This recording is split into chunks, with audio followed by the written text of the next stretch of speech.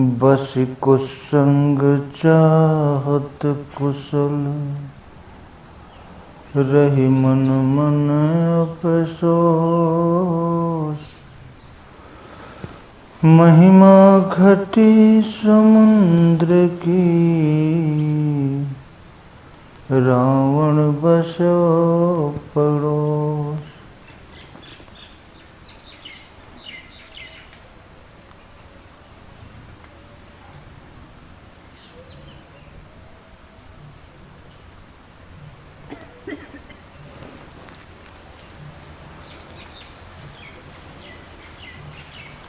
संपूर्ण मानव जाति को महापुरुषों ने ऐसा मार्ग दिया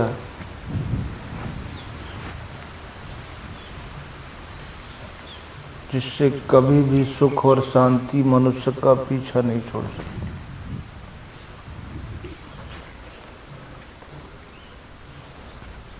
लेकिन हो रहा है उल्टा।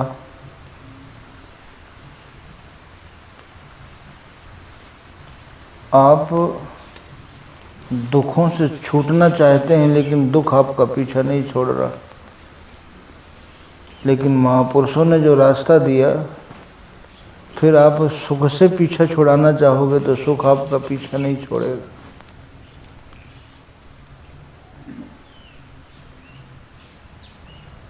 लेकिन जीवन में उन्होंने नियम बनाया, उस नियम का हमको पालन करना है।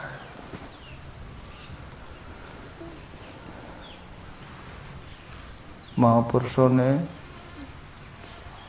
हम जिस दुनिया में हैं वहाँ के भी नियमों का पालन हम करते हैं। महापुरुषों ने भी नियम बनाए।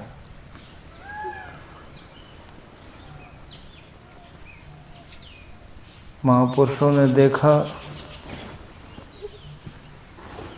कि मनुष्य ने जो अपने जीवन यापन के लिए नियम बनाए हैं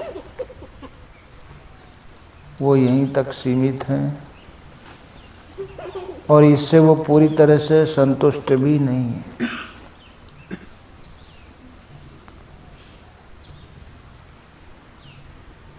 हम लोग अपने ही, बताइए पहले, संसार के लोग अपने ही बनाए नियम का पालन कर रहे हैं, परंपरा चली आ रही। लेकिन अभी तक दुख से छुटकारा नहीं हुआ। क्यों? कि हम दुख के द्वारा ही दुख से छूटने का प्रयास करते। इसलिए गोस्वामी जी बहुत आसान तरीके से कह दिया, बहुत सरल, कि मल की जाए मलह के धोए।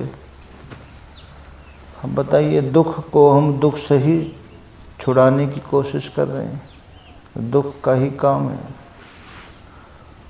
और ये संसार का नियम है कि चना से चना पैदा होता है, गेहूं से गेहूं, पशु से पशु, पक्षी से पक्षी, मनुष्य से मनुष्य, सुख से सुख और दुख से दुख पैदा होता है। आप कोई भी काम कर रहे हैं, कोई भी आपके मन में विचार आ रहा है, आप उसके बारे में विचार करें, उसके परिणाम पर विचार करें, तो आपको पता चल जाएगा कि मेरा रास्ता सही है, मेरा कर्म सही है, मेरा विचार सही है। केवल परिणाम ही इसका मापदंड है। आपके लड़के ने, किसी विद्यार्थी ने स्कूल में कितनी मेहनत किया है, जब परिणाम आएगा तभी तो पता चलेगा। ऐसे आना जाना तो रोज परिणाम। डॉक्टर कितना अच्छा है, कितना अच्छा नहीं है, जब उसके इलाज का परिणाम सामने आता है, तारीफ करने से क्या होता है। तो परिणाम सबसे महत्वपूर्ण है। अगर आप परिणाम के प्रति अचेत हैं तो आप कभी भी निर्णय नहीं कर पाओगे कि मेरा रास्ता सही है या गलत है, मैंने अपने जीवन का सदुपयोग किया या दुरुपयोग किया।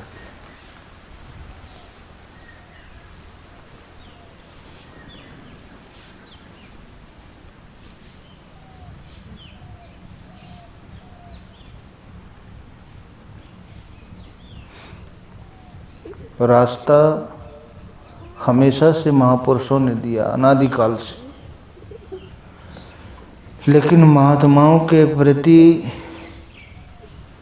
जो हमारा दृष्टिकोण है, वर्तमान में उसको बदलने का प्रयास किया जा रहा है। जितनी कोशिश बन पड़ती है उतनी कोशिश किया जाए भली प्रकार।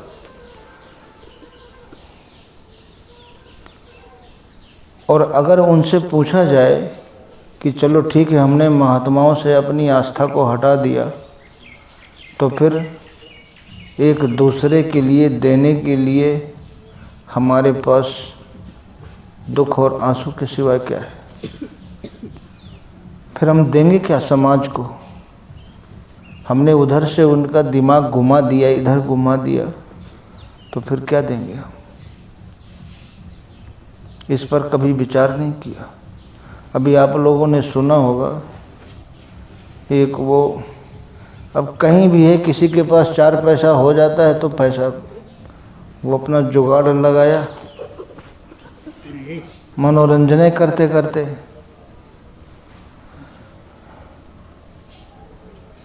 और नाम सुने होंगे आप, कपिल शर्मा जो है, हाँ, पहले पुराने समय से ही एक परंपरा थी लोगों के। लड़का रोने लगे तो चुप चुप बाबा आ जाएगा, पकड़ ले जाएगा, झोली में भर ले जाएगा। तो बचपन से डरवा दिया कि बाबा माने झोली में भर के ले जाने वाला, तो लड़का वैसे ही दूर रहेगा। तो जब दूर रहेगा तो कल्याण की बातें सुनेगा कैसे? और महात्मा के अलावा सृष्टि में ऐसा है कौन जो हमारा मार्गदर्शन कर सकता है? हम तो मार्गदर्शन करते ही हैं ना। जो पशु पक्षी जो अपने बच्चों को सिखा देते हैं जीवन यापन की कला, वो जीवन यापन की कला आप भी सिखा देते हैं। फिर इसके आगे और क्या? जीवन यापन की कला के आगे फिर क्या है? और हम क्यों ऐसा करते हैं? उससे हमारा नुकसान क्या है?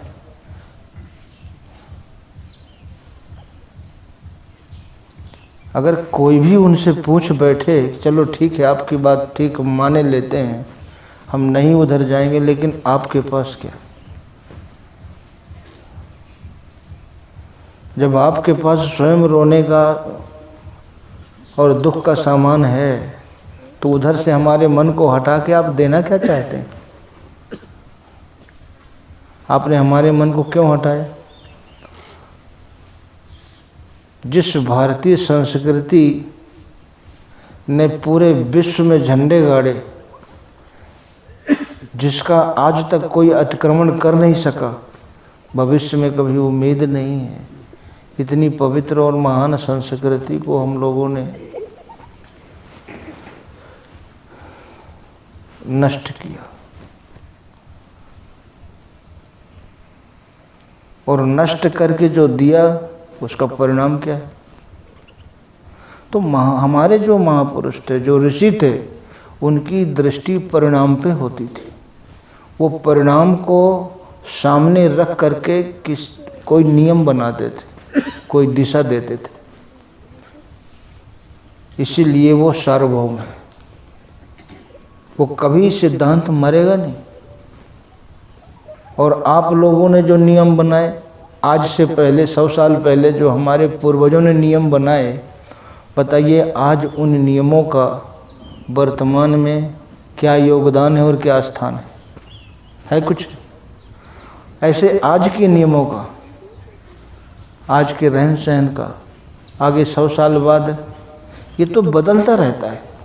लेकिन ऋषियों ने जो रास्ता दिया था,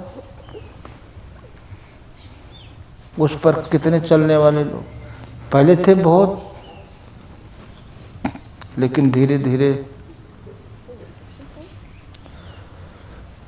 अभी परसों नरसों एक समाचार आया था, उत्तर प्रदेश के सारे ब्राह्मणों ने धमकी दी है कि हम मुसलमान हो जाएंगे। तो हमसे पूछा, बोले ये क्या हो जाएगा? सब हो जाएंगे। अरे हमने कहा दाल रोटी खाते खाते उब गए हैं, कुछ बड़ा खाने का मन हुआ होगा इसी बहाने जो है। और है ये क्या है? नहीं, और है ये क्या है? रोने का सामान उनके पास भी है, रोने का सामान यहाँ भी है, फिर जाके मिलेगा क्या? वही दाल रोटी बदल जाएगी। तो उब गए होंगे खाते खाते, इसलिए इसी बहाने फिर कोई ऑब्जेक्शन नहीं करेगा, भाई अब तो हमारा भोजन यही है और कुछ भी नहीं।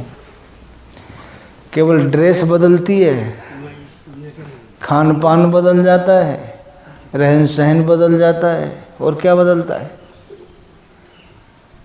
ये परंपरा जो है। लेकिन कभी देखिए महापुरुषों ने जो रास्ता दिया,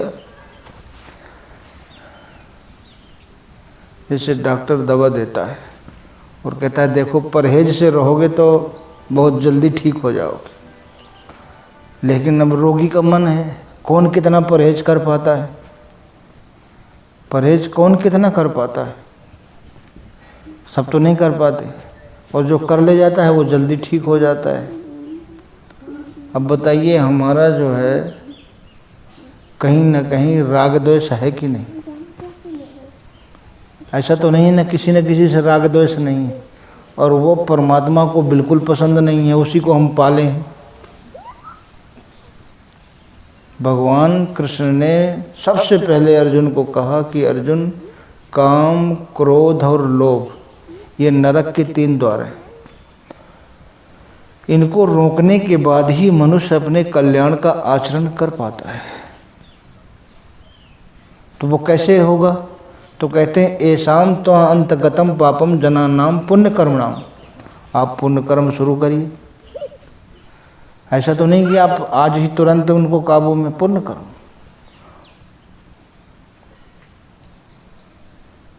टूटी फूटी सेवा, नाम का जप, और वो भी देखिए अभिमान शून्य होके।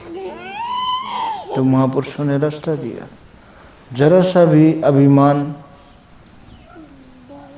फिर अभिमान सहित जो आवा, सर निंदा कर ताहि सुनावा। अभिमान के सहित गए, हम कुछ न कुछ बन के गए ना, और लेकिन जब हम कुछ भी नहीं, देखिए पहले एक गीली मिट्टी की तरह, अब गीली मिट्टी को अब जिस सांचे में डालेंगे, सांचा बना तैयार है उसी सांचे में, कोई भी तरल पदार्थ। ये नमस्ते और नमस्कार शब्द जो है इसी की देन है, नम, जिसमें कुछ नमी है ना, सूखा नहीं है। कहते झुकते हैं वही जिनमें जान होती है, अकड़े रहना तो मुर्दे की पहचान होती। मुर्दा 4-6 घंटा के बाद फिर हाथ इधर उधर झुकाओ, झुकेगा? हाँ?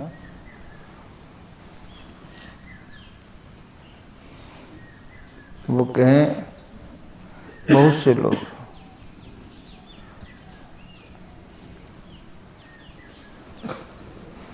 कुछ कहते हैं कि परमात्मा नजर नहीं आता,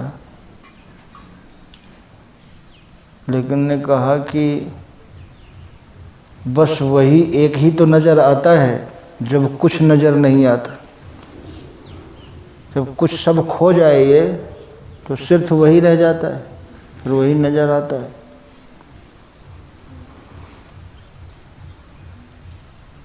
क्रिया, एक बार जो है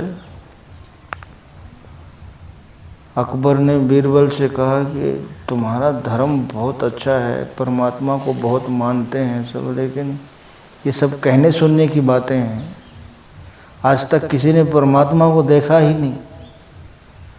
बोले हजूर ऐसी बात नहीं, लेकिन तुम सिद्ध करो कि परमात्मा है। अब बादशाह थे, दूसरा कोई होता है तो कह देते कि तुम सिद्ध करो कि नहीं है, बराबरी तो नहीं हो सकती ना। फिर दूसरे दिन 3 औरतों को ले गए, सवेरे सवेरे बाजार में दूध और दही मक्खन घी बेचने जो है, तो एक मक्खन वाले को ले गए पकड़ के, एक घी वाले घी बेच रहे, एक दूध वाले को, एक दही वाले को। बोले पहले सबसे पहले घी वाले को खड़ा किया, ये जो तुम घी लिए हो ये तुम्हें कहाँ से, कैसे घी ये मिला?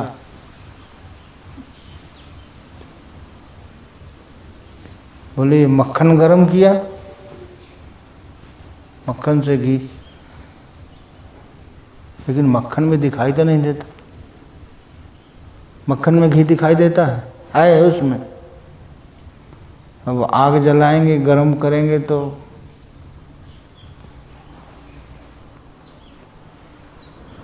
फिर उसने कहा तुम ये मक्खन तुम कहाँ से पाया ये मक्खन? अरे बोले ये दही, दही से। तो दही वाले से, हजूर इससे पूछो कहाँ है दही में मक्खन, दिखाई देता है कहीं? झूठ बोलते हैं। जब प्रमाण सामने है, वस्तु सामने है। बोली ये दही, दही कैसे बना? अरे कैसे झूठ, पतला है ये दही है। बोली ये भी एक प्रक्रिया है।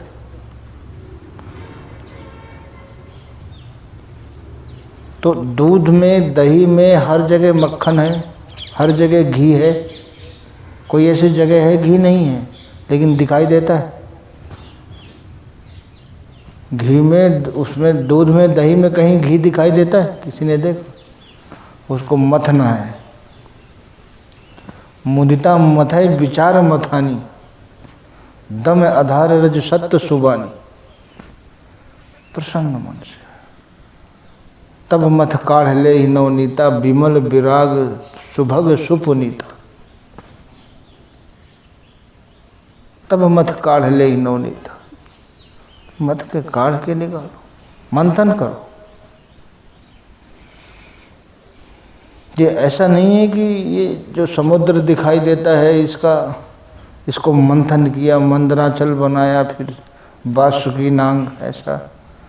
इसमें फिर 14 रत्न है। जब इस संसार का मंथन करेंगे आप, इसमें से 14 रत्न हैं। यही 14 रत्न सार हैं। और इसके अलावा फिर इनकी जितनी भी सह वस्तुएं हैं जो हमारे जीवन में काम आती हैं, जो संसार के उपयोग में आती हैं, लेकिन मेन ये 14 हैं। शराब पीने वाले यही तो बहाना बना लेते हैं। आप कैसे कहते हैं बुरा है, वो 14 रत्न में एक रत्न है।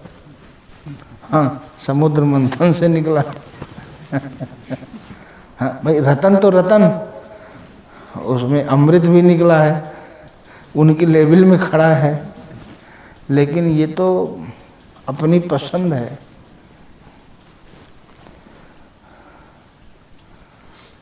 घोड़ा भी निकला, हाथी भी निकला, और अप्सरा भी निकली, चंद्रमा भी निकला, लक्ष्मी भी निकली, विष भी निकला, वारुणी भी निकली, निकले सब। तो ये मेन संसार जो है, भव सिंधु अगाध परे नरते, पद पंकज प्रीत न जे करते। ये संसार सागर का विचार मंथन करिए। मथते मथते ये 14 श्रेष्ठ चीज़ें दिखाई देंगी आपको। लेकिन इनको पाने के बाद भी शांति नहीं हुई। 13 रत्न पाने के बाद भी शांति। 14वां जब अमृत निकला तो फिर मंथन खत्म, मंथन खत्म हो गया। और ये मानव तन जो है, ये क्या है? मानव तन क्या है? ये हरि का द्वार है। ये साधन धाम मोक्ष कर द्वारा, पाई न जही परलोक सवार। ये साधन धाम, नर तन भव बारिध कह बेरो, सन्मुख मरुत अनुग्रह मेरो। कर्णधार सतगुरु दृढ़ नावा, दुर्लभ साज सुलभ करी पावा। ये बहुत दुर्लभ साज है और इसको कोई सुलभ कर ले। आप एक बात बताइए, शरीर में कोई रोग हो जाता है तो लाखों करोड़ों रुपए खर्च कर देते हैं शरीर के रोगों से छुटकारा पाने के लिए। लाखों करोड़ों रुपए फूकते हैं कि नहीं? फूकते हैं। और शरीर के किसी भी अंग में रोग हो जाए, क्या पैसा कम खर्च करते हैं? चलो पैर में हो गया, इसमें कम खर्च करो, और कहीं हो गया और कम करो, हाथ में हो गया ज़्यादा करो, ऐसा कुछ है? बराबर पैसा खर्च करते हैं कि नहीं करते? तो ये संसार में जितने भी ये संसार की समाज की जो व्यवस्था है उसके सब ये अभिन्न अंग हैं, कोई भी अंग उपेक्षित नहीं है। शरीर का कोई अंग उपेक्षित है आपका? तो ये शरीर, इसी तरह जैसे शरीर के अंग हैं वैसे सामाजिक देश की व्यवस्था के ये सब अंग हैं, ये व्यवस्था के अंग हैं, वो इसमें कोई भी उपेक्षित नहीं, सबका बराबर मूल्य है, कितना पैसा। लेकिन देखिए महापुरुषों ने जो दिशा दिया कि शरीर के रोग आदमी को कितना विकल कर देते हैं, कितना परेशान कर देते हैं। फिर उन्होंने मन के रोगों की दवा खोज ली, उसमें कुछ खर्चा नहीं है, उसमें केवल आपकी श्रद्धा होना चाहिए, निष्ठा होना चाहिए, अनुराग होना चाहिए, वैराग होना चाहिए, और उस रोग का इलाज करने के बाद ही, मन के निरोग होने के बाद ही ईश्वर का दर्शन होता है। जब तक आपका मन रोगी है तब तक दर्शन असंभव है। अब मन को रोग रहित कैसे करें? तो जब यही बात बनहि संजोगा, राम कृपा नासई सब रोगा, एक नहीं सब रोगा। अब इसमें तो लाखों करोड़ों खर्च करने को तैयार हैं। शरीर में कहीं भैया कहीं भी हो, हमें जगह बता दो, हम तो कलकत्ता पहुंच जाएंगे, बम्बई पहुंच जाएंगे, कोई बढ़िया डॉक्टर। लेकिन मानस रोग का निदान, कितने ऐसे हैं जो मानस रोग का निदान पाना चाहें? क्योंकि शरीर का रोग हमको दिखाई देता है, वो शरीर का रोग हमको बाहरी भोगों से वंचित कर देगा, इसलिए हम परेशान हो जाते हैं। क्या बताएं, ये 1 महीना हो गया मूंग की दाल का पानी पीते पीते, यार कुछ तो, हाँ परेशान, न कुछ खा सकते हैं, न चल सकते हैं, न बैठ सकते हैं, परहेज।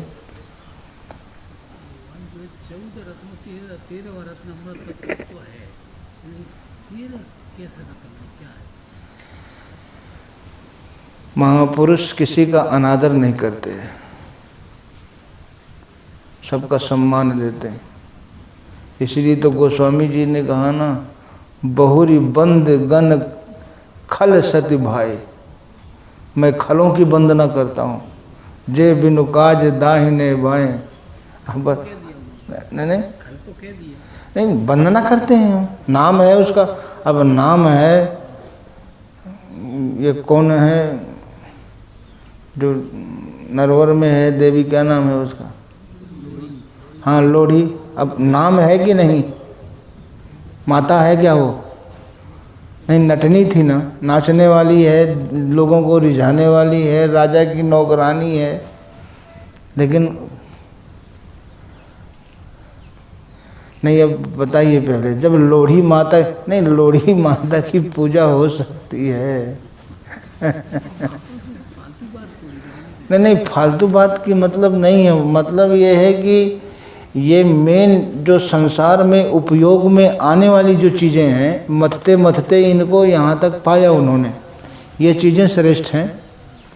इसके बाद बहुत सी चीज़ें हैं जिनका उल्लेख नहीं है, वो सब उसी से जुड़ी हुई हैं, लेकिन उनसे हमारे जीवन का समाधान मिलने वाला नहीं है। इसलिए मंथन जारी था, और अमृत के निकलते ही मंथन खत्म हो गया। इसके आगे कोई मंथन ही नहीं है, इससे आगे कोई उपलब्धि नहीं है।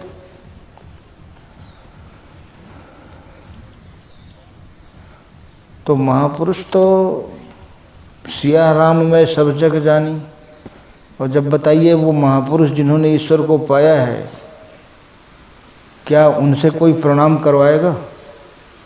लेकिन उनकी ये तो भावना है, उनका वो स्तर है, वो वहाँ से जो है वो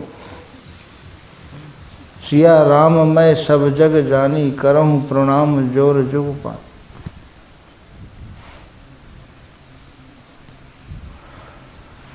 तो महापुरुषों ने जो हमारे मानसिक रोग हैं, इनको हमारे दुखों का कारण बताया, परेशानियों का कारण बताया, फिर इनसे छूटने का रास्ता बताया। और ये खुद हम देख सकते हैं कि सारे तीर्थों का भ्रमण करने के बाद जिनको हमारे पूर्वजों ने सत्कर्म माना है, उन सारे सत्कर्मों को करने के बाद हमारे मानसिक रोग ज्यों का त्यों, मानसिक रोग ज्यों का त्यों हैं। तो बताइए, जैसे महीनों दवा खाने के बाद भी हमारा रोग अपनी जगह पर है, आप उस इलाज को क्या कहेंगे? तो सारे सत्कर्म करने के बाद, सारे तीर्थों में भ्रमण करने के बाद, इसका मतलब ये नहीं है कि ये बेकार है। उन दूषित कर्मों से, जिनको हम सत्कर्म मानते हैं, अच्छे हैं, क्योंकि हमारे मन का संतुलन तो ठीक रखते हैं। लेकिन अब उस कर्म के द्वारा हम चाहें कि हमें अपनी अभिष्ट वस्तु मिल जाए, तो जो अभिष्ट वस्तु जिस कर्म के द्वारा प्राप्त होती है, जब हम उस कर्म में प्रवेश लेंगे तभी तो प्राप्त होगी।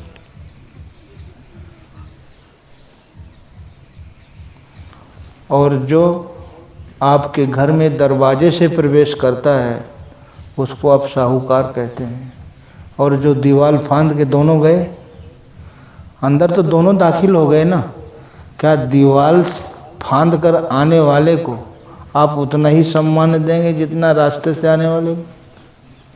दरवाजे से आने वाले को उतना जितना सम्मान देंगे, क्या दीवार फांद कर आने वाले को? गए तो अंदर दोनों, एक दरवाजे के रास्ते गया और एक दीवार फांद कर गया।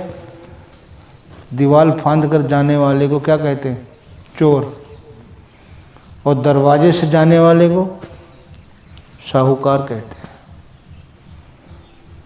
कहते हैं कि नहीं? तो द्वार है, हरि का द्वार है। कौन? मानव तन। और इस मनुष्य शरीर से भगवान राम ने कहा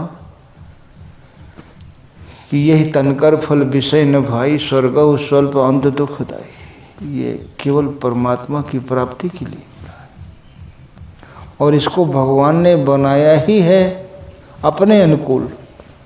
परमात्मा के बाद इसका दूसरा नंबर है मनुष्य शरीर। ये देवताओं से श्रेष्ठ है। अगर ईश्वर के बाद इस सृष्टि में कोई श्रेष्ठ है तो वो मनुष्य है। इसलिए भगवान ने कहा इसको सुर दुर्लभ सदग्रंथन गावा। सदग्रंथों में इसका गायन हुआ है। इसको ये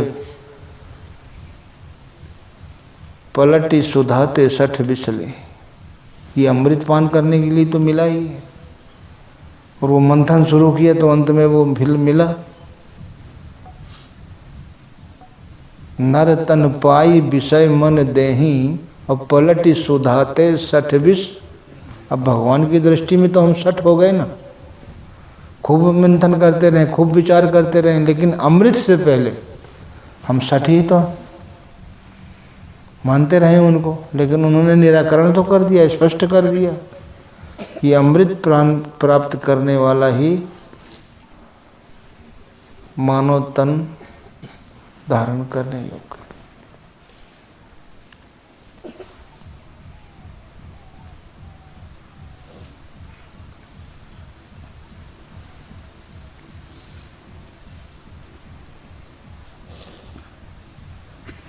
तो हरि का द्वार मिला, फिर उससे भगवान के प्रति प्रेम पैदा हुआ। केवल प्रेम ही पर्याप्त नहीं है। भगवान कृष्ण का परमात्मा है तो सबके हृदय में, श्रद्धावान लभते ज्ञानम। लेकिन श्रद्धा ही पर्याप्त नहीं। केवल श्रद्धा है, आपकी परमात्मा के प्रति प्रेम है और इंद्रियों में संयम नहीं है, तो आप तत्परम संयत इंद्रिय, इसलिए कहा इंद्रियों के संयम के साथ ये परहेज, संयम यह न विषय की आशा, सतगुरु वैद्य वचन विश्वास। तो जब यही भांत बने संजोगा, राम कृपा नाशय सब सारे रोग मिट जाएंगे, जब ऐसा संजोग प्राप्त हो जाए। तो हरि व्यापक सर्वत्र समाना, प्रेम ते प्रकट हो ही में, यही प्रेम ही प्रयाग है। जो भगवान का ये परमात्मा से प्रेम पैदा करने के लिए परमात्मा ने इसको अपने अनुकूल बनाया, हृदय को अपने अनुकूल बनाया है। इस हृदय में आप ईश्वर संबंधी विचार छोड़कर कोई भी विचार रखोगे, तुरंत इसमें तनाव पैदा हो जाएगा। और इसमें ईश्वर संबंधी विचार रखना शुरू कर दीजिए, इसको सिद्ध नहीं करना, अपने आप सिद्ध। परमात्मा ने बनाया ना ये सब रचना, इसको अपने अनुकूल बनाया। फिर महापुरुषों ने कहा कि आप श्वास श्वास में राम कहो वृथा, अगर प्रेम हो गया तो फिर नाम जपो। श्वास श्वास में राम जप वृथा, श्वास मत खो, ना जाने इस श्वास का आवन हो न हो। श्वास श्वास किससे आती जाती है? नासिका से, यही नासिक है। उस नासिका छिद्र के द्वारा आप श्वास को पकड़ लीजिए। कब तक है? जब तक आपका हृदय उज्जवल दूध की तरह निर्मल, निर्मल मन जन सो मोहि पाओ, उज्जवल हो जाए। उज्जैन ये उज्जवल हो गया, निर्मल हो गया। तो जो वस्तु है, कुंभ माने घड़ा होता है, घट, या घट भीतर सात समुद्र, या ही में गढ़ गिरनारा, संतो अधा धुंध अंधियारा। या घट भीतर चांद सूरज हैं, या ही में 9 लाख तारा। या घट भीतर ब्रह्मा विष्णु, या ही में सृजन हारा। वो कहत कबीर सुनो भाई साधु, या ही में गुरु तुम्हारा। गुरु का जो गुरुत्व है इसी के अंतराल में, घट के अंतराल में। या घट भीतर, कुंभ माने घट ही होता है। अब बाहर तो देखो ये बात कभी सिद्ध होती नहीं है कि जो पवन से भी अधिक गतिमान हो, उसमें चलने की क्षमता हो, और वो गरुड़ वहाँ से अमृत लाए थे और वो 4 जगह रखा। उनके लिए ये 4 जगह मतलब थक गए थे क्या? ऐसा कुछ नहीं।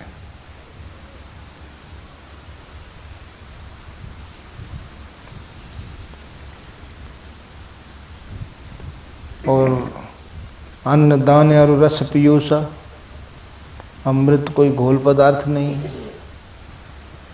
महापुरुषों ने, वैदिक ऋषियों ने संपूर्ण सृष्टि के मानव को अमृतस्य पुत्र कहा है। अमृतस्य पुत्र, आप लोग अमृत माने अविनाशी परमात्मा की संतान है।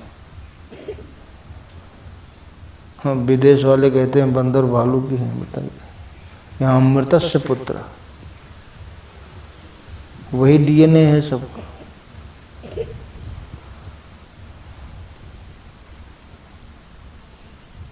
लेकिन हम सब निर्णय नहीं कर पाते। देखिए, कल्याण हम सभी चाहते हैं, लाभ हम सभी चाहते हैं, दुख कोई नहीं चाहता। हम सभी चाहते हैं कि सुख कभी हमारा साथ न छोड़े।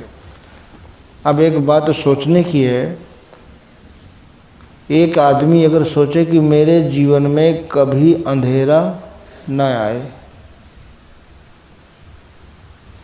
तो 2 काम होने चाहिए। या तो 24 घंटे लाइट होना चाहिए, या फिर हर समय वो सूरज के साथ साथ चले। कभी उसे अंधेरे का दर्शन हो सकता है? नहीं हो सकता। एक सज्जन एक बार बोले, कुछ ऐसा रास्ता नहीं है कि जो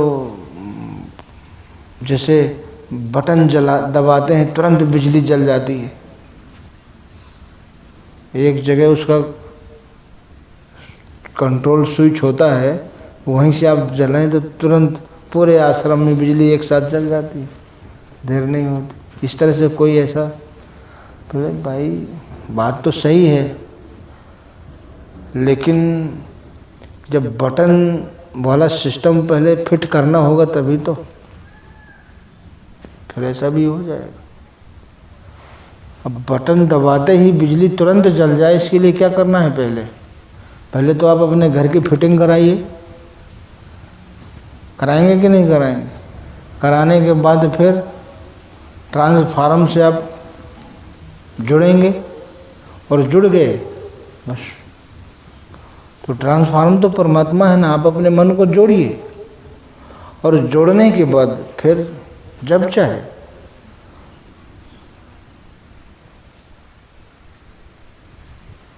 पायो सतनाम गले का हरवा, सतगुरु दिन्ही ताला कुंजी, जब चाहूँ तब खोलूँ किमरवा, पायो सतनाम गले का हरवा।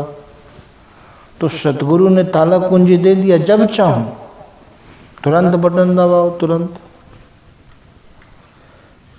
लेकिन मनुष्य देखिए, हमारा न काम पीछे छोड़ता है, न क्रोध पीछे छोड़ता है, न राग पीछे छोड़ता है।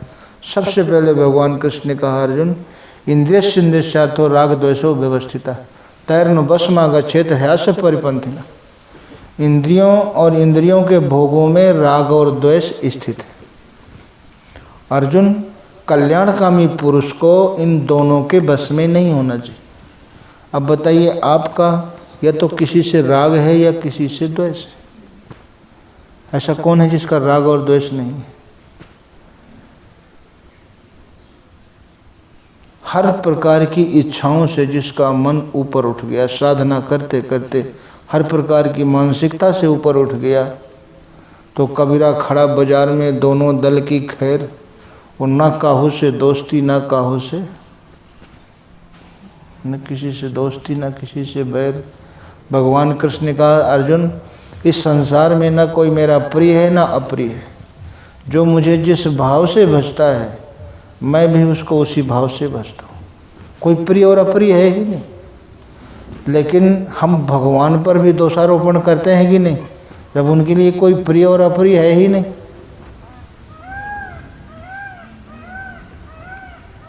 हमारा उस परमात्मा से, उस सतगुरु से कितना प्रेम, बताइए। केवल श्रद्धा की बात, इसमें क्या खर्चा है? इसमें कुछ भी खर्च नहीं।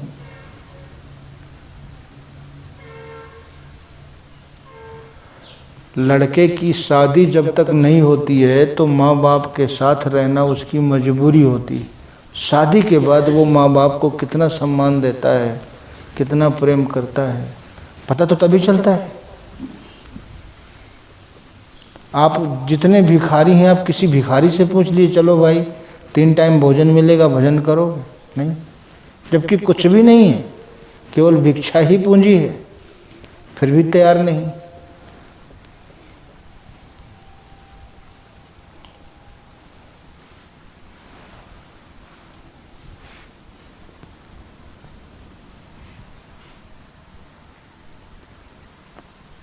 तो साधना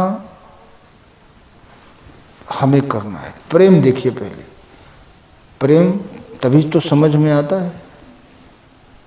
इसके बाद भी उतना ही प्रेम बना रहे, मूल्यांकन कैसे होगा? अगर ये माया नहीं होती, परिवार नहीं होता, किसी के पास कुछ नहीं होता, केवल भगवान होता तो सबकी मजबूरी थी। अब ये सब कुछ है, सब कुछ होने के बाद पिता का क्या स्थान है, माँ का क्या स्थान है, भाई का क्या स्थान है, ये महत्व तभी समझ में आता है। वैसे तो मजबूरी है।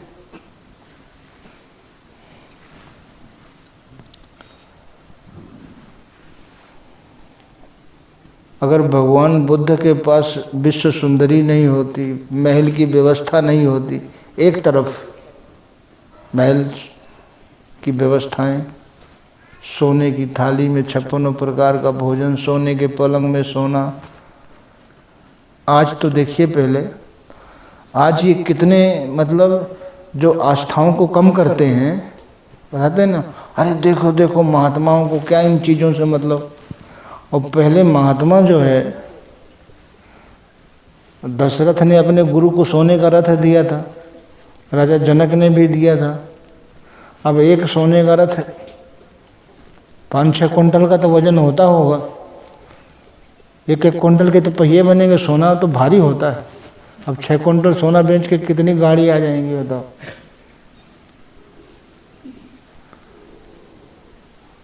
कहना अरे महात्मा का इन सब, देखो हम रात दिन पाप करें, हमारे पास सब चकाचक, और जो रात दिन भगवान का भजन करे वो मतलब जब वो कहे भाई कुछ दे कुछ खाने पीने को, तो फिर वो आपको क्या देगा।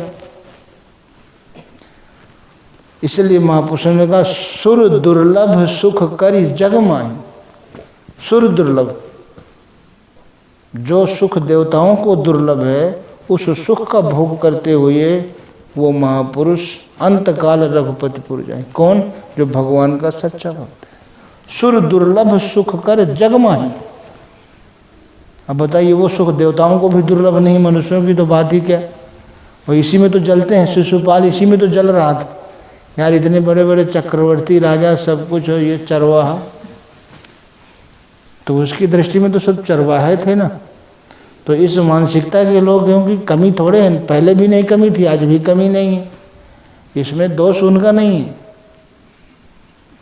उनका तो काम ही है। लेकिन हरि व्यापक सर्वत्र समाना प्रेम ते प्रकट हो ही में जाना। प्रेम हमारा कितना है, प्रेम के द्वारा ही राम राम सब कोई कहे, ठग ठाकुर और चोर, बिना प्रेम रीझे नहीं तुलसी नंद किशोर।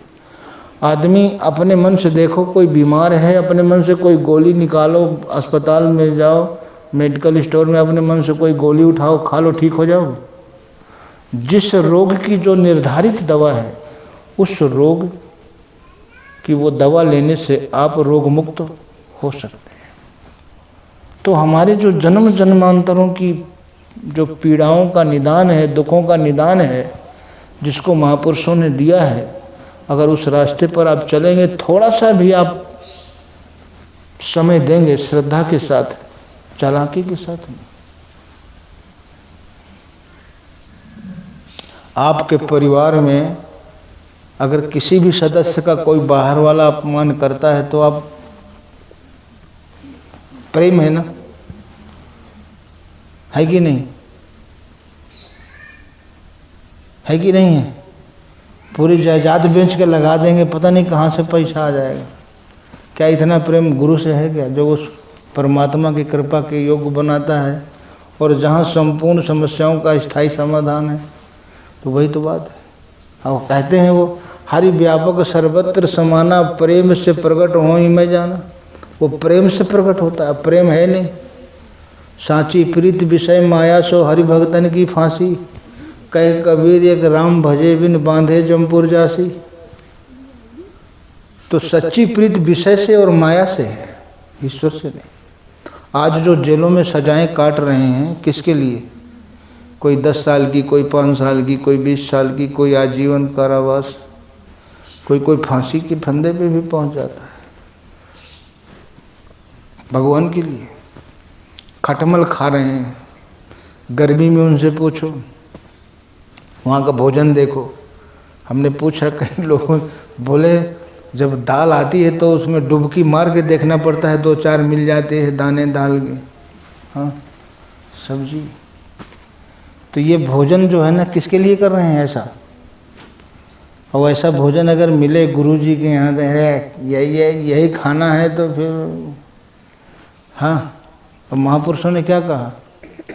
वहाँ खा लेंगे। किसके लिए? विषयों के लिए, भोगों के लिए, परिवार के लिए। और जिसके लिए हम इतनी सजाएं काट रहे हैं, ये कर रहे हैं, वो रहन सहन में रह रहे हैं, वातावरण में, उनमें से कौन ऐसा है जो हमारी आत्मा को नरक में जाने से बचा लेगा, हमें दुख से बचा लेगा, हमें सोचा हुआ जीवन दे देगा? एक कबीर तो नाम बताओ। और जो परमात्मा हमें सब कुछ दे सकता है, और अगर हमारे हाथ में है तो आप लेके बताओ ना। फिर जो आप जीवन अगर आपके हाथ में है, ईश्वर के हाथ में कुछ नहीं है, तो आप जैसा जीवन चाहते हो वैसा जी क्यों नहीं रहे? वो जीवन राष्ट्रपति भी नहीं जी रहा, प्रधानमंत्री भी नहीं जी रहा, कोई नहीं जी रहा, दुनिया का सबसे अमीर आदमी भी नहीं जी रहा, दुनिया का सबसे ताकतवर आदमी भी वो जीवन नहीं जी रहा। अभी मुशर्रफ का गैर जमानती वारंट कट गया, क्या वो चाहते? अबे हुस्नी मुबारक मिस्र के राष्ट्रपति थे, जेल में डरे हैं। हाँ, सद्दाम जैसे जिए बेचारे खड़े रहे। कभी जज उनके सामने खड़े रहते थे, फिर वो जज के सामने खड़े रहते कोर्ट में। क्या है ये? ऐसा वो चाहते हैं क्या? नहीं चाहते। ये संस्कारों के अधीन जीवन है। और जब तक एक भी विचार है तब तक आपको भजन करना, साधना करना। अस्पतालों में चले जाइए, देखिए किसी का हाथ कटा है, किसी का पैर कटा, किसी का सर फटा, किसी का पेट में बल्लम घुसेड़ दिए, कुल्हाड़ी मार दिए, रोज हो रहा है। पड़े हैं अस्पताल में, किसके लिए? भगवान के लिए। तो जिनके लिए हम ये कष्ट सहन कर रहे हैं, उनमें से एक भी है जो हमारी आत्मा को पशु पक्षी योनियों में जाने से बचा सकता है।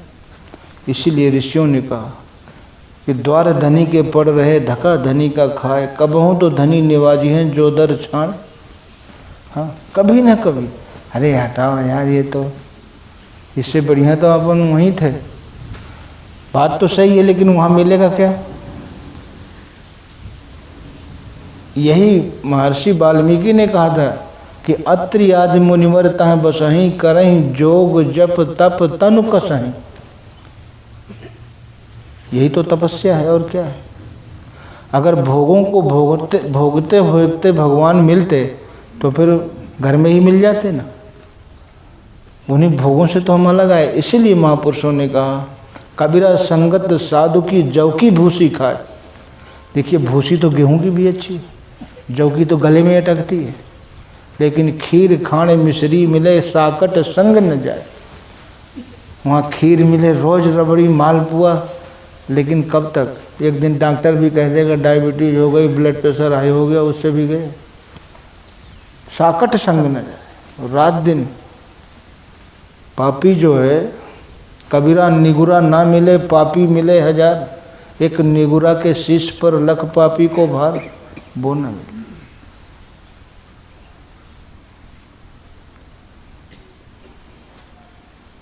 हमें रास्ते में ही सारी चीज़ें मिली हैं, ऐसा नहीं है। कोई पत्नी के साथ पैदा हुआ है, बच्चों के साथ, सब रास्ते में मिला है कि नहीं? तो उनसे कितना प्रेम है पंडित जी, कितना प्रेम है उनसे? पूरी पूरी जिंदगी गंवा दिया, कितने जन्म गंवा दिए, आज भी खाली हाथ बैठे हैं। दुखों से घिरा हुआ जीवन आज भी है। फिर भी क्या होश में आए? नहीं है।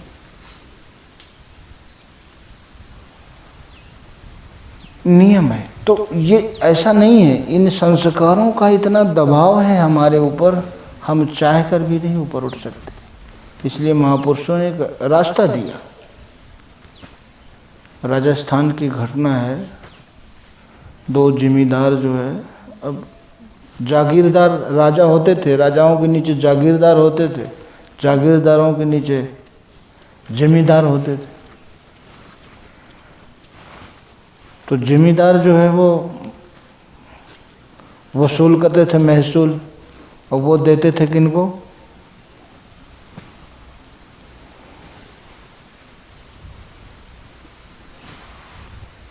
जमींदारों को, नहीं, जागीरदारों को। जागीरदार देते थे राजाओं को टैक्स।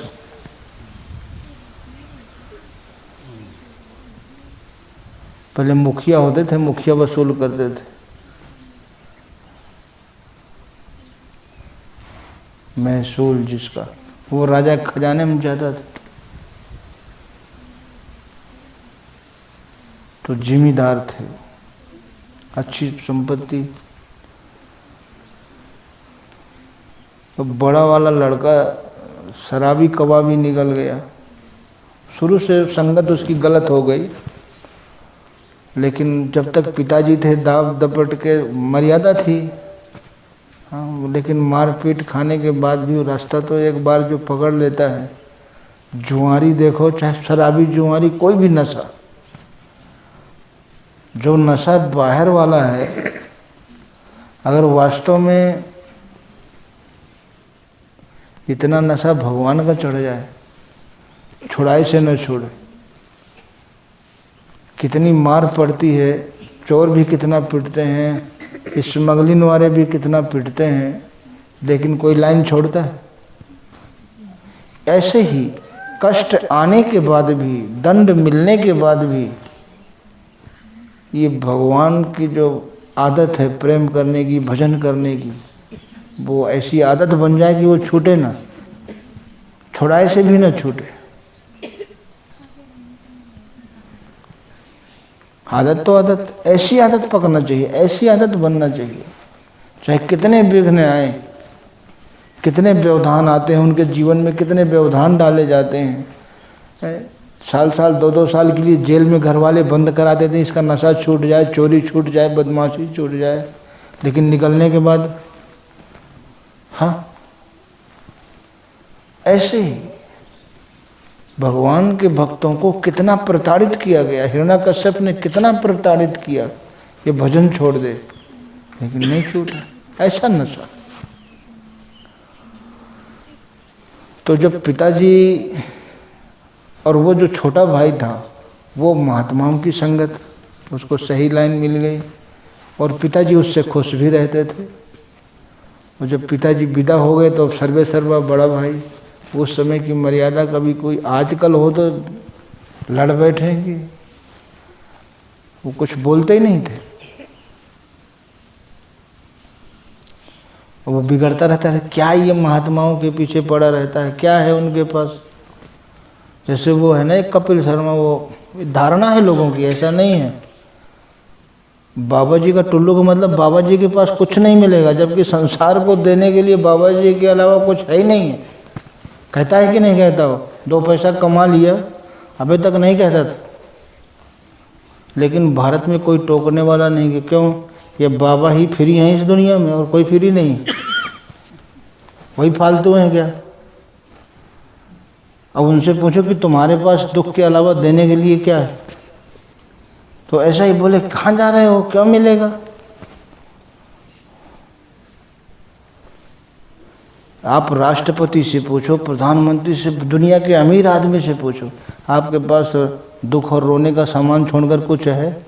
एक संत के पास ही तो है देने लायक। उनको भी ऐसे पुटांग पुटांग मुहावरे बोल करके और हम धारणा गलत फैला देते हैं। इस संसार को जो देने लायक किसी के पास कुछ है तो उन्हीं के पास तो है, लेकिन ये गलत शब्दों के द्वारा हम गलत धारणा ही तो लोगों को फैला रहे हैं, और क्या कर रहे हैं।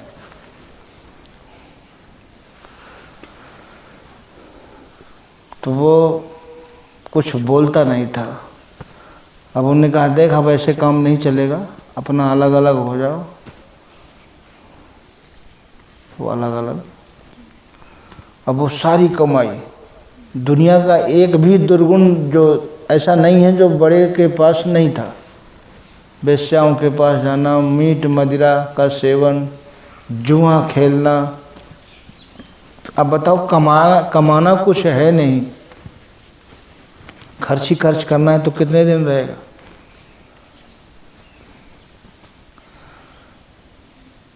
एक दिन उनके जीवन में घटना घटी।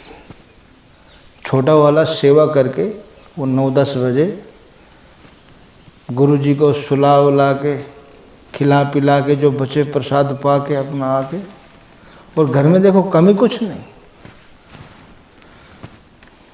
तो उसके मन में विचार आया कि वहाँ से थोड़ा समय आज ज़्यादा लगेगा, देर हो गई, आज भगत ज़्यादा आ गए थे तो सेवा हुआ में, तो थोड़ा शॉर्टकट रास्ता जो है वो पैर में खूंटी लगी। रास्ता तो रोज का वही था, लेकिन वो शॉर्टकट पकड़ लिया तो वो खूंटी लग गई, आर पार हो गई। निकाला किसी तरह से, और राजस्थान में साफा तो बांधते हैं, फाड़ फूड़ के अपना पैर बांध लिया।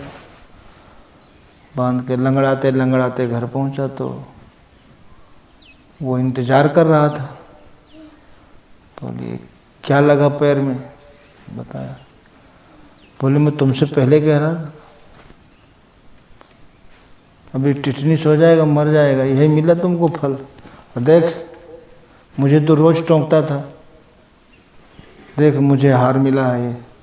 अब वो राजकुमार वगैरह सब जाते थे, वो किसी का गिर गया होगा तो वो लौट रहा था तो उसको हार मिल गए।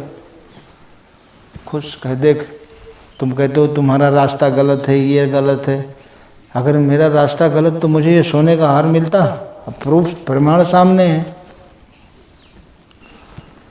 लेकिन उसका मन नहीं माना, तो उसने भाई को, एक घोड़े में भाई, एक में, पहले यही साधन थे और थे उनके पास अच्छे अच्छे घोड़े। बोले चलो, नाश्ता पानी दे गया तो चल दिए ज्योतिषी के पास, राज ज्योतिषी। वो पूजा पाठ करके खाली ही हुए थे तब से ये पहुंच गए। पहली जन्म कुंडली, वेशभूषा देखा, बोले लगता है सवेरे सवेरे से आज भगवान खुश है, बड़ा फायदा होगा। बैठाया, बोले कैसे आए? तो जन्म कुंडली निकाल के रख दिया सामने। तो सबसे पहले वो छोटे वाले की जन्म कुंडली हाथ लगी। तो ज्योतिषी जी ने देखा, इधर उधर पलटा और फेंक दिया। बोले यार ये कहाँ से तुम्हें सवेरे सवेरे?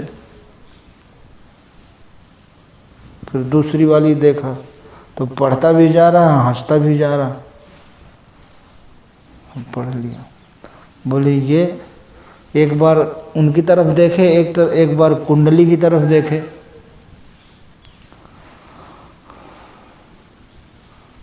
तो बोले ये तुमको कहाँ से मिली है?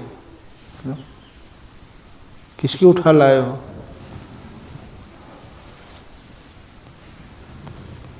बोले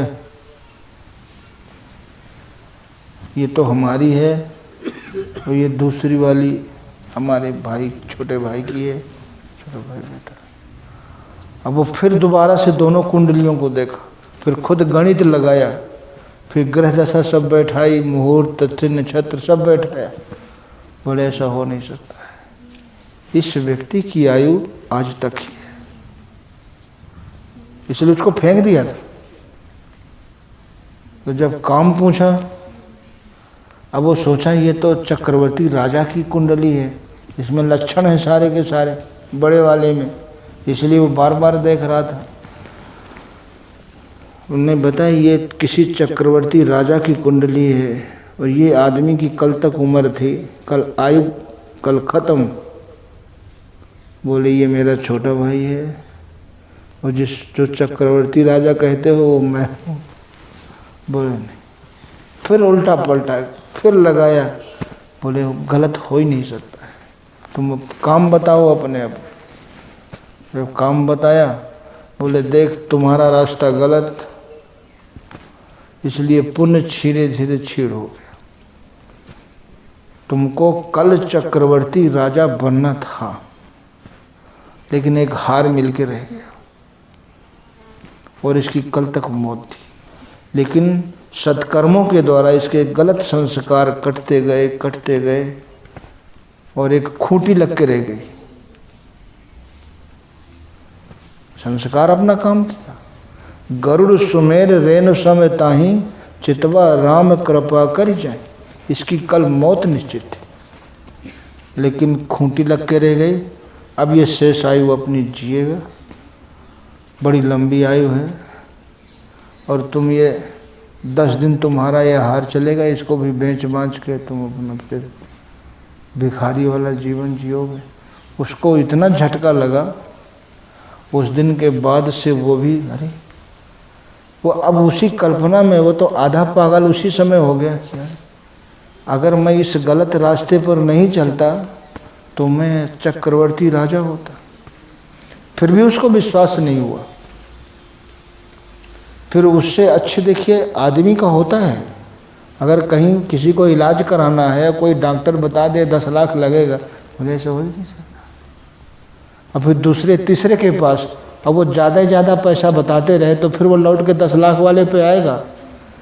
अब वो जानते सब हैं, लेकिन वहाँ भी हम झूठ बोलेंगे। डॉक्टर पूछे क्यों, 2-3 दिन कहाँ रहे? डॉक्टर साहब बताओ, उधार आप इलाज करते नहीं, हम पैसे का जुगाड़ तो कर रहे थे, जबकि सारी खोजबीन कर रहे थे। तो ऐसी चालाकी, ऐसी बुद्धिमानी किस काम की?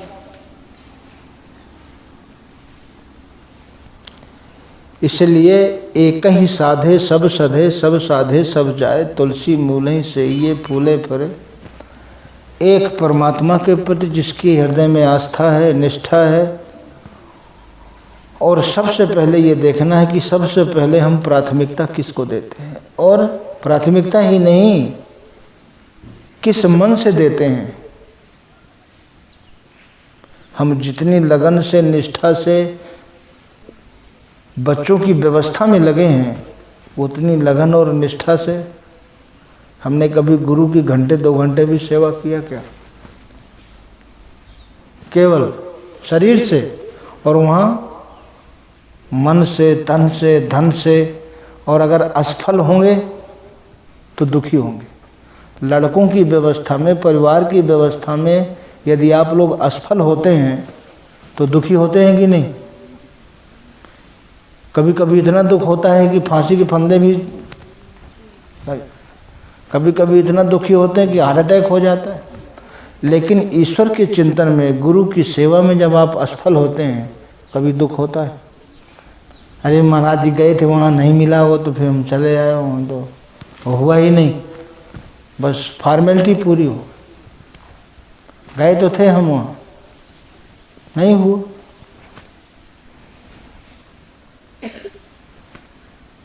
तो प्रेम हमारा कहाँ है, श्रद्धा हमारी कहाँ है, और संसार से जो हमें मिलेगा उसका परिणाम क्या है, और ईश्वर से जो हमें मिलेगा उसका परिणाम क्या है। जब तक भली प्रकार इन दोनों बातों पे हम विचार नहीं करते हैं, तब तक पहले अपने मन को देखिए कि गुरु के बताए रास्ते पर हम कितना सही चल रहे हैं। हमारे मन में किसी के प्रति राग द्वेष तो नहीं है, हमारा मन काम क्रोध लोभ मोह अहंकार के अधीन तो नहीं है। इन सब से अलग होके केवल शुद्ध नाम। भोजन जो है, केवल भोजन पे कोई आपको आमंत्रित करे, चटनी रख दे, खाली दाल रख दे या रोटी रख दे, फिर कहे भोजन करिए, आप खुश होंगे? कहते आप मान करने के लिए बुलाया है, इसका नाम भोजन है? खाली नाम जपो, बस ओम ओम राम राम, हो गया भोजन? श्रद्धा हो, उसमें निष्ठा हो, लगन हो, वैराग हो, त्याग हो, इनसे सब संयुक्त। थाली में दाल हो, रोटी हो, सब्जी हो, चटनी हो, अचार हो, पापड़ हो, खीर हो, उसका नाम है ना भोजन। सब मिला करके उसका नाम क्या है? भोजन। और खाली हाथ में सूखी रोटी पकड़ा दे, कहते करो भोजन। आपका निमंत्रण है भोजन पे, और खाली दाल की कटोरी पकड़ा दे, हाँ, खाली राम राम राम बस हो गया। ना श्रद्धा है, ना अनुराग है, ना उसके साथ ही सारी चीज़ें जुड़ी होना चाहिए। उसका नाम है भजन। और इस भजन के द्वारा परमात्मा की प्राप्ति होती है। इसी भजन के द्वारा मनुष्य विकारों से, दुखों से छुटकारा पाता है। वो तो इसीलिए कबीर साहब ने क्या कहा, नाम के कहे जगत गति पावे तो खाण कहे मुख मीठा। वो भी एक तो एक नाम है, जैसे राम राम ओम ओम ये नाम है ना, तो खाण खाण मिश्री मिश्री मिश्री मिश्री कह के देखो, मुँह मीठा हुआ? नहीं हुआ ना। सोना सोना सोना सोना नाम रहो, जेब में आ जाए, किलो 2 किलो 4 किलो सोना आ जाएगा। हाँ, पैसा पैसा पैसा पैसा, ये भी तो एक नाम है। उन अक्षरों में से हमने रा और माँ चुन लिया, ओ और माँ चुन लिया ना।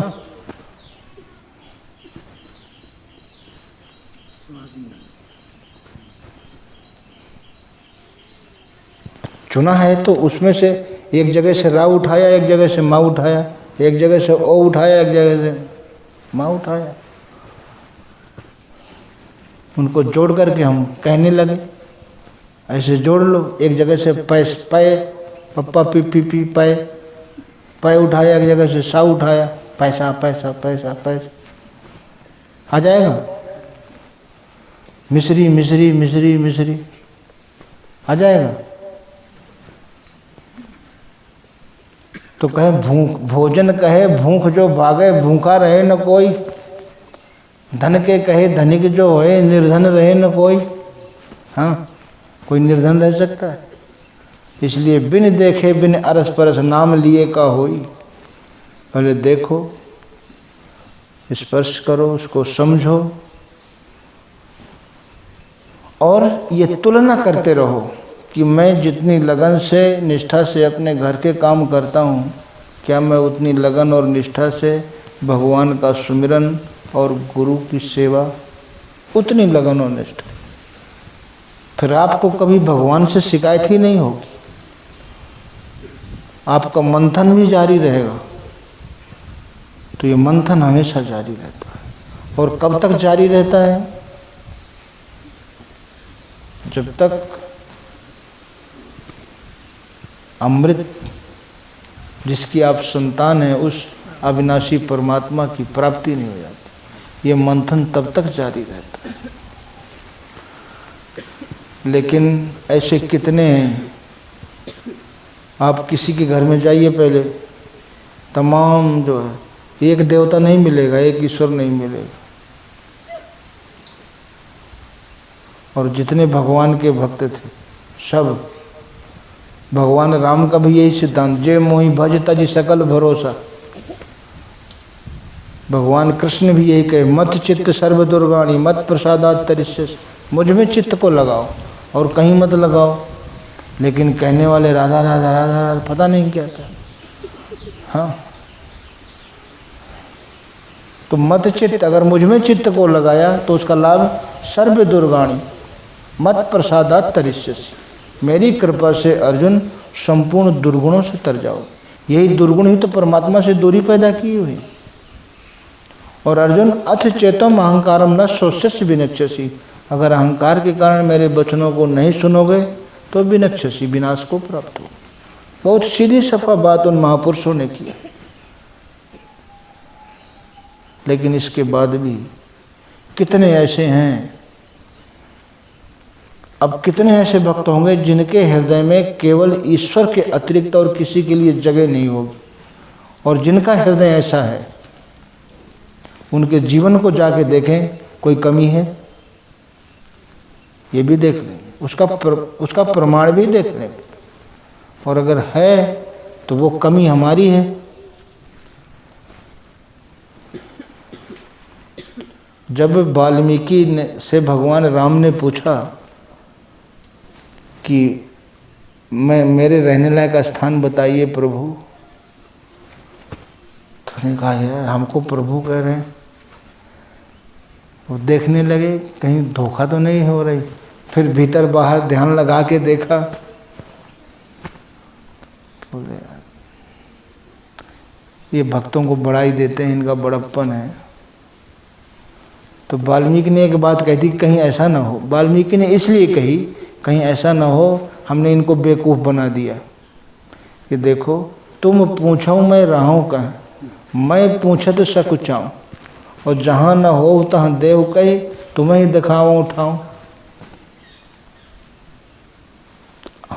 आप हमसे पूछ रहे हैं मैं कहाँ रहूं, और मुझे पूछते हुए संकोच हो रहा है बहुत बड़ा।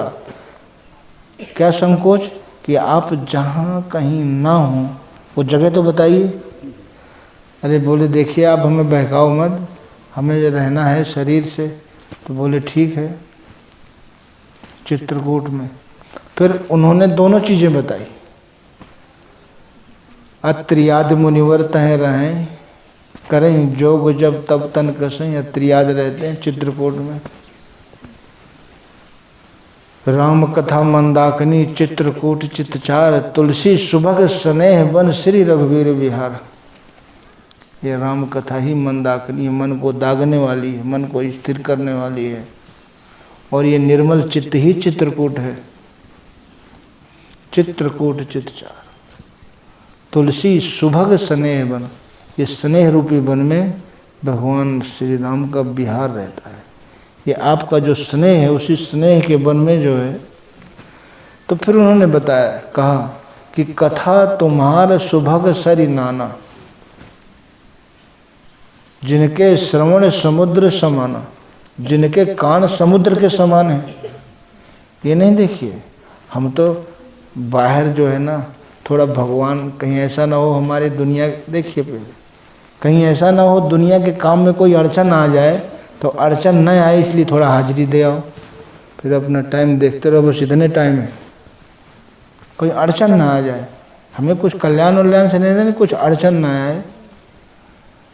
तो कहते हैं नहीं, जिनके श्रवण समुद्र समाना, कथा तुम्हारे सुभग सरि नाना। भरे ही निरंतर हो ही न पूरे, तिनके ही तुम कह ग्रह रूरे। निरंतर नदियाँ निरंतर जाती है ना, फिर भी समुद्र भरता नहीं। इसी प्रकार वो रात दिन आपकी कथाओं को सुने, आपकी चर्चा सुने, कभी उसको तृप्ति ना हो। अर्जुन कह रहा है ना कि प्रभु आप बार बार कहिए, मुझे सुनने की इच्छा बनी हुई है, मेरा मन तृप्त नहीं हो रहा। वो लक्षण अर्जुन में था। फिर काम क्रोध नहीं माद न मदमान न मोहा, लोभ न क्षोभ राग नहीं द्रोहा। जिनके कपट दंभ नहीं माया, तिनके हृदय बसौ रघुरा। तो काम क्रोध मद मान न मोहा, लोभ न क्षोभ राग नहीं द्रोहा। जिनके कपट दंभ नहीं माया, तिनके हृदय। अब बताइए, सारे दुर्गुण हमारे अंदर, तो भगवान कैसे आएंगे? परमात्मा की दृष्टि में बताइए, परमात्मा को एक तरफ खड़ा किया जाए, एक तरफ आम आदमी को, तो आदमी परमात्मा की तुलना में क्या है?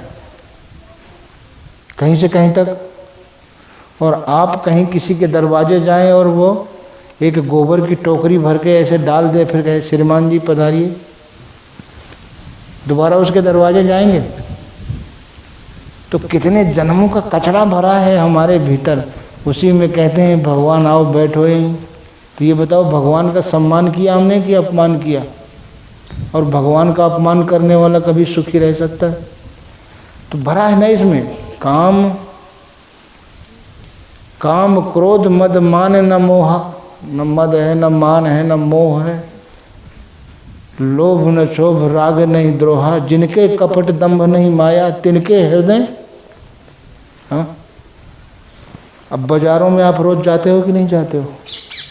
ठेला देखे हो, रेडी, जिसको रेडी कहते हैं, ठेला कहते हैं।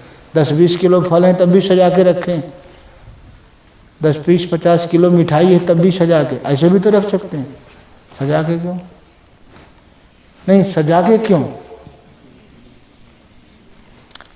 150 किलो सब्जी है, उसको भी दुकानदार छांट लेता है, सड़ी सड़ी प्याज अलग कर देता है, आलू अलग, जो भी सब्जी है जिसमें सड़ गई है, कहीं इसके साथ ये भी न खराब हो जाए, इसका भी मूल्य कम न हो जाए। कभी आप लोगों ने ऐसा किया? जो ये सड़े सड़े विचार हैं उनको हटाया, ताकि इस जीवन का मूल्य और कम न हो जाए। हमें चिंता ही नहीं है। कभी किया? अलग अलग किया? ये बेचने वाले भी ऐसे ही ले जाते हैं बेचने, खराब खराब एक तरफ, कहीं ऐसा ना हो इसमें रेट और। तो अच्छे अच्छे, अगर आप चाहते हैं कि हमारे जीवन का मूल्य अधिक हो, तो फिर खराब खराब विचारों को छांट दीजिए, निकाल दीजिए। जो सड़े सड़े हैं, नहीं कहीं अच्छे वालों को भी न सड़ा दें, सब अलग कर दीजिए। कितना भी 56 प्रकार का सुस्वादु भोजन हो, अगर हर ग्रास के साथ कंकड़ आ रहा है, तो बताइए वो स्वाद। अगर आप चाहते हैं कि हमारे भोजन में हर ग्रास में, हर कौर में कंकड़ ना आए तो क्या करते हो? भोजन बनाने से पहले बीनते हो ना, एक एक कंकड़ निकालते हो कि नहीं निकालते हो? अब कंकड़ नहीं आता, निर्द्वंद होके, नहीं दुविधा बनी है। हर ग्रास में कर कर तो क्या होगा? आप खुश होंगे उस भोजन से, बढ़िया बढ़िया बनाया, टाइम भी देखो उतने है, चाहे कंकड़ मिला हो चाहे ना कंकड़ मिला हो, टाइम उतने है ना। आप मालिकिन को 10 गाली देंगे कि नहीं देंगे? बहुत ज़्यादा क्रोधी होगा तो 4 डंडा भी मार दे, क्या ये इतना बढ़िया भोजन का बना के दे दिया, करड़ करड़ हर कौर में कर रहा है, खुश नहीं होंगे ना। ऐसे ही हमारी इतनी अच्छी जिंदगी और एक संस्कार आके हमारे जीवन के आनंद को बिगाड़ देता है, और हमारे जीवन में परेशानी ना आए तो फिर उसके पहले उनको छटनी करो ना, वो कंकड़ सब बीन के बाहर फेंक दो। यही तो परेशानी का कारण, एक एक संस्कार आके हमारे जीवन को अस्त व्यस्त कर देते हैं। करते हैं कि नहीं करते? फिर हम जैसा चाहें वैसा होता रहे, उसके लिए आपको ईश्वर के अनुकूल चलना पड़ेगा, अपने जीवन को ईश्वर के अनुकूल ढालना पड़ेगा। अगर ढालते हैं तो वो ईश्वर फिर राम सदा सेवक रुचि राखी, वेद पुराण संत सुर साखी, भगवान सदैव सेवक की रुचि रखता है। फिर बताइए, अभी किसी की रुचि का होता है? फिर उस समय ये है, फिर जो इच्छा करी हो मन माही, हरि प्रसाद कछ दुर, राम सदा सेवक रुचि राखी। भगवान हमेशा सेवक की रुचि रखते हैं, जो उसको अच्छा लगता है वही करते हैं। और अगर ऐसा हम चाहते हैं तो हमको भी वही, अब गलत रास्ते पे जाएंगे तो देखो, उस जिम्मेदार को चक्रवर्ती बनना था। अरे शेरशाह सिपाही ही तो था, सिपाही से राजा हो गया, उसका संस्कार था वैसे। कितनी ऐसी घटनाएं हैं पूरे, कि वो नौकर था, नौकर से मालिक हो गया, उसके कोई संतान नहीं थी, और इतना ईमानदार वफादार लड़का भी नहीं होगा बाप के प्रति, उसको उसने पूरा मालिक बना दिया। तो ये गुण है अपना, कहाँ से कहाँ संस्कार पहुँचा देता है और कहाँ से कहाँ गिरा भी देता है। यही बात, राजा को रंक बना देता है संस्कार, और रंक को राजा बना देता है, कहाँ से कहाँ पहुँचा देता है। लेकिन वो सब कुछ मनुष्य को करना है, भगवान कुछ नहीं करता, जो भी करेंगे आप करेंगे। आपका विचार, आपका आचरण, आपकी श्रद्धा, आपके सद्विचार यदि ठीक हैं, सही दिशा में है, तो आपका जीवन सही दिशा की तरफ जाएगा। अगर आप अपने जीवन का समय का सदुपयोग कर रहे हैं तो सुख कभी आपका पीछा नहीं छोड़ेगा, क्योंकि सदुपयोग का परिणाम सुख है और दुरुपयोग का परिणाम दुख है। तो अगर आपने सदुपयोग नहीं किया तो दुरुपयोग अपने आप हो रहा है, मतलब दुख का निर्माण अपने आप ही हो रहा है।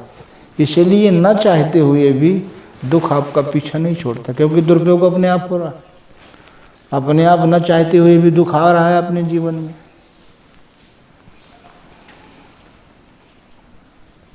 सुबह शाम सब काम छोड़कर देह धरे कर ये फल भाई, भजी राम सब काम बिहाई।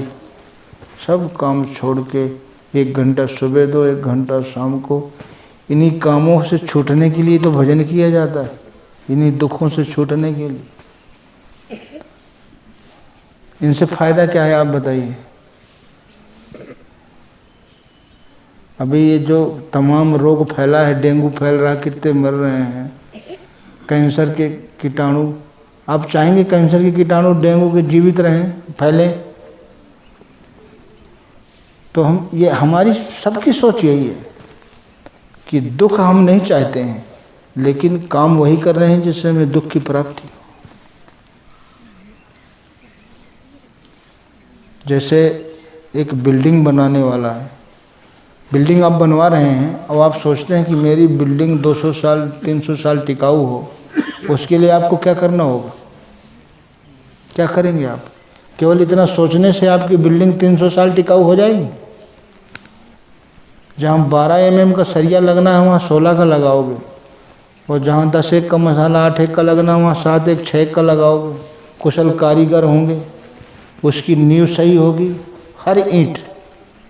ऐसा नहीं है जैसे मकान चाहे 10 मंजिल हो, एक एक ईंट का महत्व है कि नहीं है? एक एक ईंट का योगदान है। इतनी बड़ी बिल्डिंग को बनाने में एक एक ईंट का योगदान है कि नहीं है? अगर एक ईंट भी गलत लग गई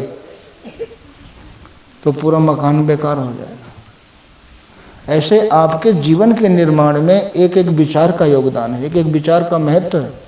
अच्छे विचारों से आपके अच्छे जीवन का निर्माण होगा। अब करके तो देखो, अगर एक भी विचार गलत हो गया तो एक गलत विचार आपके पूरे अच्छे जीवन को बिगाड़ देगा। ये उसका सिद्धांत। एक संस्कार आता है और हरे भरे जीवन को बिगाड़ के, तो हर विचार का योगदान है।